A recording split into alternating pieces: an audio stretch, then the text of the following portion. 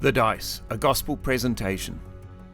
Part C1, Is Jesus God? We learn about Jesus from the Bible. The Bible is the best-selling book of all time. An estimated 5 billion copies have been sold and distributed. The New Testament has been preserved in more manuscripts than any other ancient work, having over 5,800 complete or fragmentary manuscripts in the original Greek language, attesting to its historical authenticity and accuracy. The consistency of the text over early centuries is truly remarkable. How is it possible that the Jesus of the Bible is the most studied person in all history? Natural wisdom suggests he should have had no prominence in history. Here was a man who was born in an obscure village, the child of a peasant woman. He grew up in another village. He worked in a carpenter shop until he was 30. Then for 3 years, he was an itinerant preacher. He never owned a home. He never wrote a book. He never held an office. He never had a family. He never went to college. He never put his foot inside a big city. He never traveled 200 miles from the place he was born. He did none of the things that we usually associate with greatness. While still a young man, the tide of popular opinion turned against him. His friends ran away. One of them denied him. He was turned over to his enemies. He went through a mockery of a trial. He was nailed upon a cross between two thieves. While he was dying, his executioners gambled for the only piece of property he had on earth, his coat. When he was dead, he was laid in a borrowed grave through the pity of a friend. 20 centuries have come and gone, and today he is as central and prominent in the consciousness of humanity as ever. Surely this is evidence of his supernatural nature. I'm far within the mark when I say that all the armies ever marched, all the parliaments that ever sat, all the kings and queens that ever reigned, put together, have not affected the life of man upon this earth as powerfully as has that one solitary life. We will now look at evidence from archaeology that supports the Jesus found in the Gospels. Let's investigate two critical and central events in those Gospels: the crucifixion and the resurrection of Jesus. If they are true history, those events explain why Jesus changed the world forever. If they're a lie, Christianity is a myth. It's that simple. Let's focus on the earliest manuscript evidence we have for Jesus, which is from John's eyewitness account, the person closest to Jesus. This is the disciple who testifies to these things and who wrote them down. We know that his testimony is true.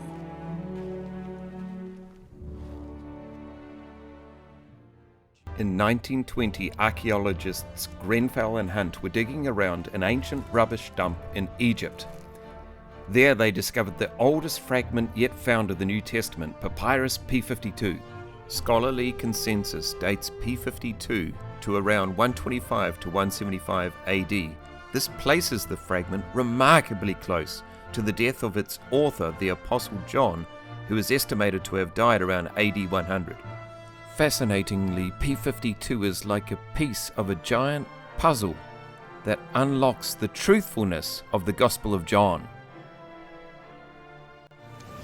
Then you yourselves take him and try him according to your own law. We are not allowed to put anyone to death. This happened in order to make come true what Jesus had said when he indicated the kind of death he would die. You say that I am a king. I was born and came into the world for this one purpose: to speak about the truth.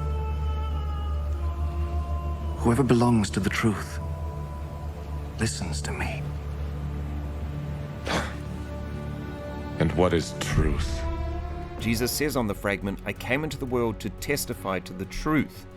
He spoke this to Pontius Pilate after being sent to him by the high priest Caiaphas, who wanted him executed for claiming to be God.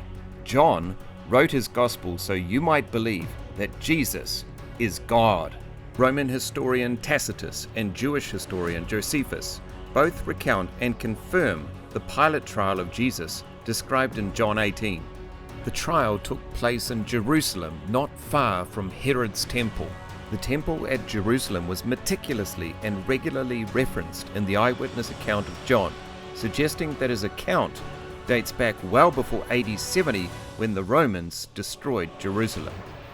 John's eyewitness account included details of the temple precinct that were not rediscovered until the 19th century, such as the Pool of Bethesda with its 5 distinctive colonnades. Inside the city near the Sheep Gate was the Pool of Bethesda with 5 covered colonnades. Crowds of sick people, blind, lame, or paralyzed, lay on the porches. John 5 verses 2 and 3. The destruction of Herod's temple in AD 70 is well documented by historian Josephus.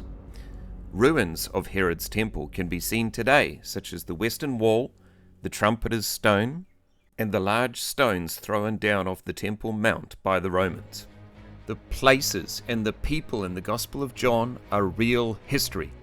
We have the bone ossuary of Caiaphas dating back to before AD 70. The ossuary is inscribed twice with the name Caiaphas. We know that after the fall of Jerusalem and captivity of the Jews, ossuaries disappeared from use. This validates the high priest Caiaphas of John's Gospel, who according to Josephus died in AD 46. So again, John's eyewitness account speaks of real history confirmed by archaeology. According to Josephus, Pilate was Roman procurator of Judea from AD 26 to 36. This is consistent with the dating of the Gospels and to the crucifixion event itself, which most biblical scholars date between AD 31 to 33. There was no archaeological evidence for Pilate until the 1960s, when the Pilate stone and Pilate ring were discovered, both dating back to AD 26 to 37. The stone was a tribute to Tiberius, the Roman emperor at the time of Christ, from Pilate. Evidence that Romans used crucifixion was uncovered in 1968 when a heel bone and embedded nail were discovered in a tomb from Jerusalem in an ossuary dating back prior to AD 70. So even from a tiny ancient scrap fragment of John's Gospel, we can confirm historical figures from the time of Jesus and verify the method of his death used in Jerusalem at the time, which was crucifixion. What makes this all truly supernatural is the fulfillment of ancient prophecy. You see, not only were the miraculous events described by the eyewitness accounts of the apostles true history, they were a remarkable fulfillment of prophecies made centuries earlier. Let's have a look at some of these prophecies. The Messiah will be a descendant of Abraham, of the tribe of Judah, of the house of David. He will be conceived by a virgin, born in Bethlehem, and taken to Egypt as a child. The Messiah will be heralded by the messenger of the Lord and anointed by the Holy Spirit to minister in Galilee, perform miracles, and preach good news. He will cleanse the temple, enter Jerusalem as a king riding on a donkey, be rejected by the Jewish people, and betrayed by a friend for 30 pieces of silver. The Messiah will die a humiliating death, involving rejection, mocking, beating, the piercing of his hands and feet, and the piercing of his side. He will be crucified with thieves, and his executioners will cast lots for his clothing. They will give him gall and vinegar to drink, but unlike the other victims, none of his bones will be broken. In the end, he will be buried in a rich man's tomb, but will rise from the dead and ascend into heaven.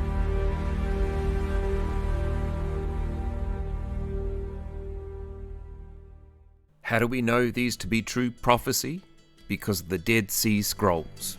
Famously discovered by Bedouin shepherd boys in 1947, the handwriting and carbon dating take the scrolls back as far as the 3rd century before Christ. Prophecy of the crucifixion and resurrection of Jesus in the book of Isaiah are simply impossible to fabricate. The disciples could not possibly have orchestrated these events. We can date the book of Isaiah back centuries because of the great Isaiah scroll found in Qumran, as well as Hezekiah and Isaiah seals found in Jerusalem. The prophet Isaiah gave counsel to King Hezekiah, who ruled around 700 BC. Isaiah was likely an official of the king, hence the wax seal for signing official documents.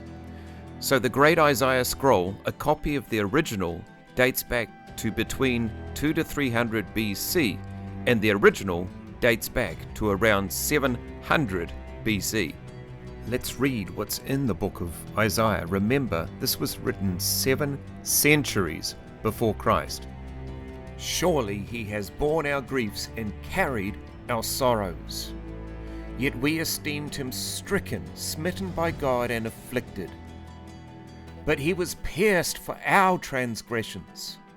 He was crushed for our iniquities, and with his wounds we are healed. Isaiah also prophesied the resurrection. The Apostle John claimed this was fulfilled when Jesus rose from the dead.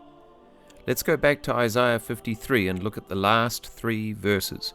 Remember, this was written 7 centuries before the time of Jesus.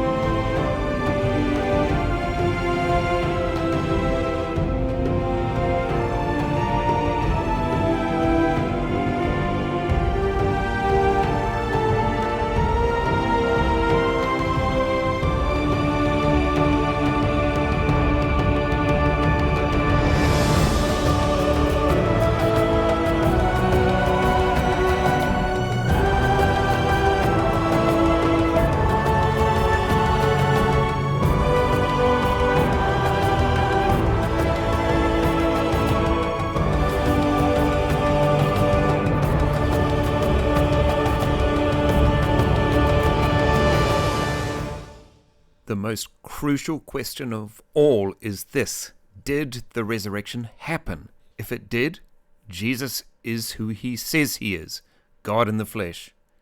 If it didn't, all of Christianity crumbles to nothing.